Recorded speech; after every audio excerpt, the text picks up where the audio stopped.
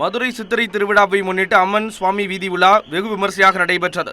மதுரை சித்திரை திருவிழா கடந்த மாதம் 29ஆம் தேதி கொடியேற்றத்துடன் தொடங்கிய நிலையில் தினம்தோறும் பல்வேறு நிகழ்ச்சிகளுடன் கோலாகலமாக நடைபெற்று வருகிறது. அந்த வகையில் 6ஆம் நாள் நிகழ்வாக அம்மனும் சுவாமியும் ஆசி வீதிகளில் உலா வந்து பக்தர்களுக்கு காட்சியளித்தனர். பஞ்சவாத்தியங்கள் முழங்க வேடமணிந்த சிறுவர் சிறுமியர் புடைசூட வீதி உலா நடைபெற்றது. இந்த நிகழ்வை காண மாசி வீதிகளில் திரண்ட ஏராளமான பக்தர்கள் மெய்மறந்து சாமியை தரிசித்தனர்.